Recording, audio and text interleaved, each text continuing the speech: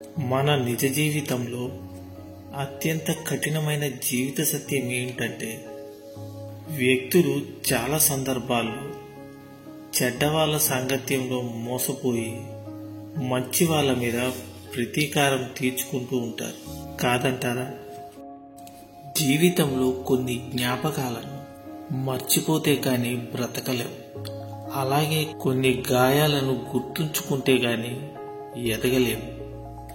చేతిరేఖలు చూసి భవిష్యత్తు చెప్పవచ్చు అనుకుంటే, మరి చేతులు లేని వారికి భవిష్యత్తే లేనట్ట. ఆలోచించండి. పొలంలో విత్తనాలు వేయకుంటే గడ్డి పెరుగుతుంది, నేల వృధా అయిపోతుంది.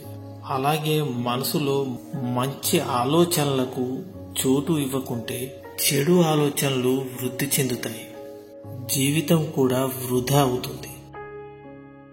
చీకటిని తిట్టుకుంటూ కూర్చోవడం కంటే ఒక దీపం వెలిగించే ప్రయత్నం చేయడం ఉత్తమం కదా, కాదంటారా? నువ్వు ఇష్టపడకపోయినా నీ జీవితంలో ఇప్పుడున్న పరిస్థితిని నువ్వు అనుభవించి తీరాల్సిందే. అది ఆనందమైన లేదా విషాదమైన. నీ దగ్గర ఉన్నదంతా ఇచ్చేసినా ఇంకా సరిపోలేదు, ఇంకా కావాలి అంటున్నారంటే నువ్వు సహాయం చేసే వ్యక్తి సరైన వాడు కాదని అర్థం. అర్థమైందనుకుంటా.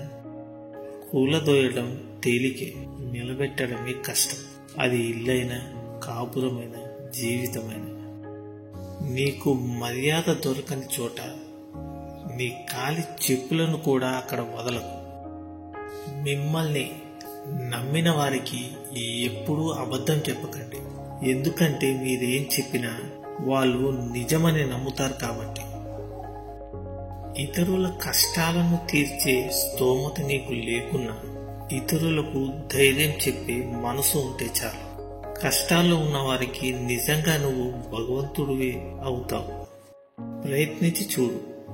ప్రయత్నించకుండా చిన్న గెలుపు కూడా సాధ్యం కాదు. అదే ప్రయత్నిస్తే గెలుపెప్పుడు అసాధ్యం కాదు. సహనం లేనివాడు ఎప్పటికీ విజయం సాధించలేడు. బ్రతకడం కోసం రాజీ పడటం కన్నా మనకు నచ్చేలా బ్రతకడం కోసం యుద్ధం చేయడమే ఉత్తమం. తెలివైన వారు తమ మనసును తాము ఎప్పుడూ అనుసరిస్తారు.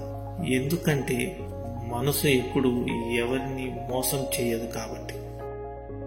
అవసరం ఉన్నా లేకున్నా ఎప్పుడూ ఒకేలా ఉండు. నటించే బంధాలు ఎప్పటికీ శాశ్వతం కాదు.